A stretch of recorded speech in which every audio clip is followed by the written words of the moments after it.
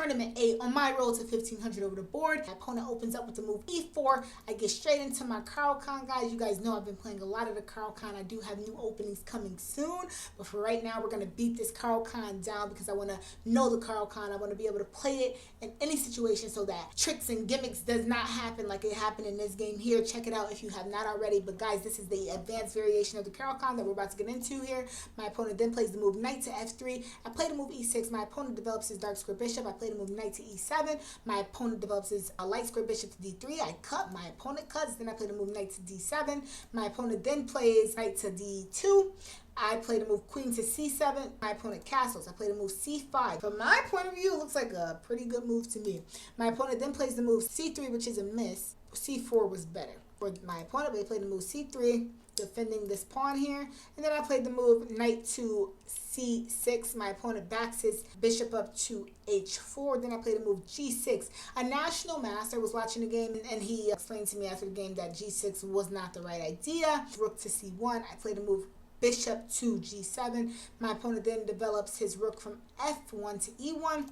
I get castle. My opponent brings his rook forward. Then I play the move queen to b6. My opponent then backs his queen up, and this is the moment my opponent lost the game because what are you doing? Leaving this pawn all alone, now you lose a pawn here, right? Because after pawn takes, knight takes, queen takes, and I just want a pawn in the center of the board. So let's see how the game unfolds. That is the moment in time that he lost the game with the move queen to c2. My opponent then moves his knight forward to f3. I retreat my queen all the way to b6 here. It's not that it's like a major issue or something. I was considering a lot of different moves. I was considering queen f4, but I figured that the bishop would just try to, run the queen around. And the computer is actually suggesting queen to f4.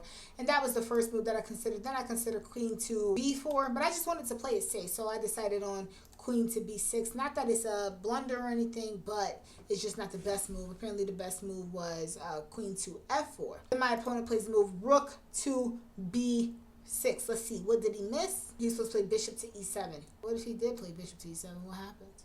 Rook at f to e8. Bishop to d6. Queen to d8. Okay, I guess, but there's no large advantage. Rook to b6. The computer just suggests that he attacks the rook with his bishop there. It wouldn't amount to nothing, but he would have got the square d6 for his bishop. But nothing crazy. Then I played a move queen to c6. This is a miss. Queen to a6 was better. Why was queen to a6 better? Queen to a6, then we get rook to a3. That's what I saw. Then I see b5. Then we get rook to b3 again. And queen to a4. Rook here again.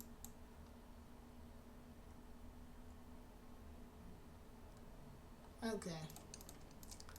Anyways, I played queen to c7, just figuring I trade off the queens there. And yes, you will pick up a pawn, but then I will pick up a pawn as well. So that's the line that I saw. I played the move queen to c6, offering the queen trade. The computer suggests queen a6 to be best, but I didn't want to play no queen run around games with this rook. I'm just trying to get to it straight to the point. I'm up a pawn. I can afford this queen trade. What you gonna do about it? And then my opponent plays bishop to g3. I cut the queen. He cut my queen. Then I play the move rook at f to c8. My opponent plays rook to c3. I bring my knight more into the attack. My opponent tries to stop my knight from moving forward. A very, very defensive move. I cut. My opponent cuts. And then I'm not just going to let you have the file. Of course I'm going to fight you for the file. So I'll play rook at a to c8. My opponent cuts. Knight cuts. Then my opponent walks forward with his knight. Then I walk forward with my knight. Then my opponent plays the move f5, protecting his e-pawn with the pawn because obviously he wants to move this bishop or bring the bishop into the game. So I play the move knight to c4, just trading pieces off the board and using that advantage that I have to trade pieces off the board and promote my pawn because I am up a pawn here.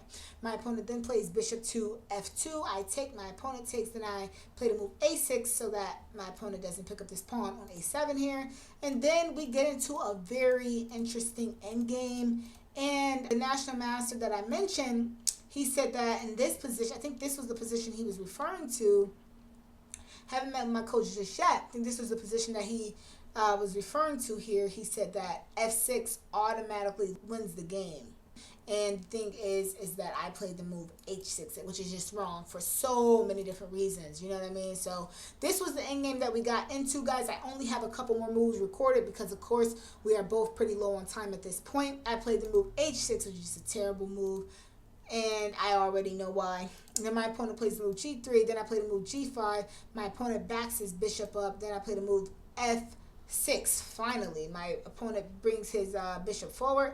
So I immediately play f5, kind of ruining my advantage a little bit there, but not losing the game. My opponent backs the bishop up. Then I play the move g5, just messing this thing up. I cannot wait to go over this with my coach because I did not play this one position that well, but I do convert and win the game because in this position I was able to play h5, and my opponent played there, and I was able to play bishop to h6. My opponent moved his king over, and I was able to push my pawn forward and win this game. I don't have any more recorded after this, but of course, guys, the bishops get traded off the board. I'm going to gobble up these pawns with my king, and then I actually promoted 2 of my pawns. I got 2 queens on the board. I had like 4 seconds left on the clock, and I made it in with 2 queens. So this was a pretty good game. I would definitely say I outplayed my opponent, but I did not play this endgame so well, and I cannot wait to learn from this endgame. And I meet with my chess coach in about an hour. So this is going to be from this position here.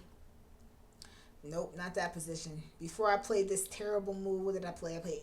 I played h6. Let's see here. This move. So in this position here, this is going to be a beautiful endgame position to learn from. As you can see, black is better by 2.4 points. And I meet with my coach in about an hour, and I'm sure we're going to have a blast going over exactly how to convert an endgame such as this, where I'm clearly up a pawn.